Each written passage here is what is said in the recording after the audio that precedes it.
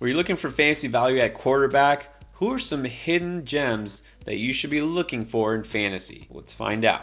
Let's start with Jordan Love, starting quarterback, potentially. And if so, is he going to get slept on next year? Yes and yes. I do think he will be the starting quarterback of the Green Bay Packers next year. More and more it sounds like Aaron Rodgers will be traded and wants to be traded. He keeps dropping these little tea leaves on the Pat McAfee show. Then Adam Schefter sends out tweets, like the Packers would be open to trading Aaron Rodgers if they got the right offer. Usually when there's smoke, there's fire, and this feels like smoke. I think Jordan Love will get a chance to be the guy in Green Bay and show what he can do. What does that mean for fantasy? I don't know. But he probably will be slept on because he's Jordan Love and he hasn't really done anything. But he certainly has the weapons. He's got Christian Watson now, who looked the part last year. Romeo Doubs entering year 2. Aaron Jones likely back. A.J. Dillon. He's got the pieces around him. Plus he's got an elite defense.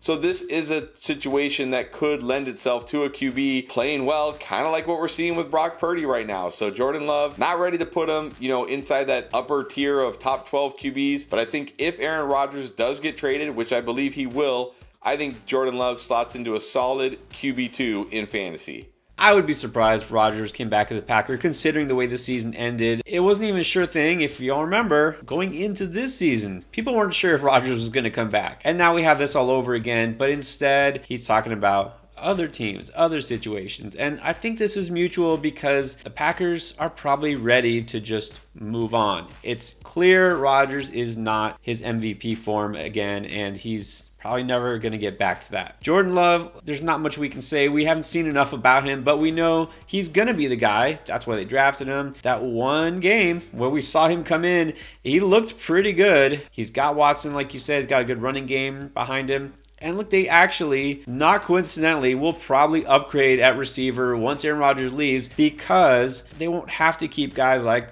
Randall Cobb and Robert Tonyan, those kind of glue guys that are really only around still because Rodgers wants them around. They'll move on from them. They'll bring in some youth. I don't see why Jordan Love could not succeed in this offensive system.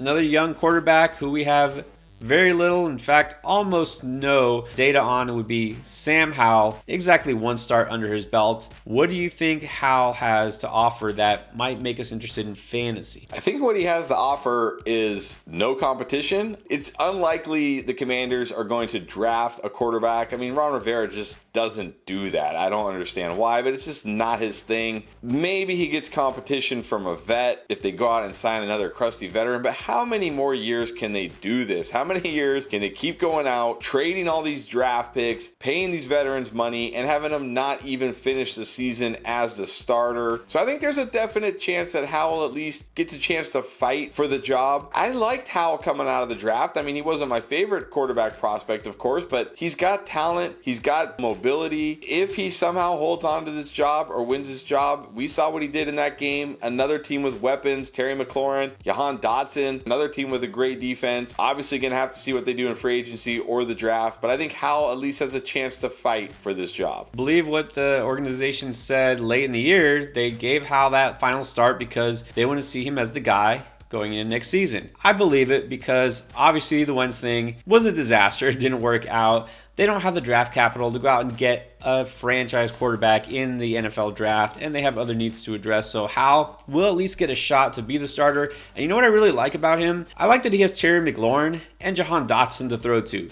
That's definitely a plus for whoever's quarterback for Washington. Maybe he can make it work better than his predecessors from this year. I'm old enough to remember back when Sam Howell was considered a possible frontrunner to be the number 1 pick in the draft before his final season in college, where he actually somehow lost value. Howell does have the tools. Maybe this is the year it all comes together for him and he actually delivers. And now I'll move to a quarterback who we have plenty of sample size on, and that is Matthew Stafford. Is it possible at his age that Stafford has a bounce back season and we can actually trust him in fantasy?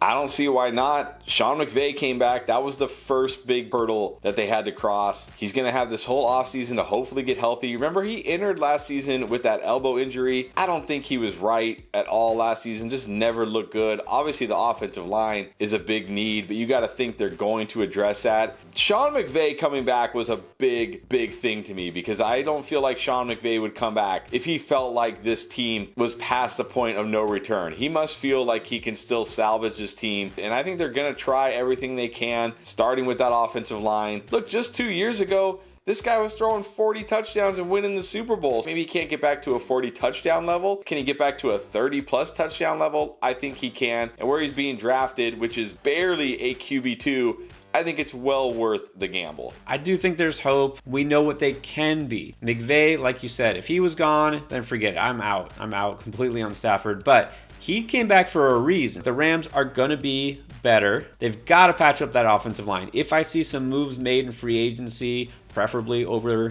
taking some rookies, but if they patch up the offensive line, definitely think Stafford could be viable.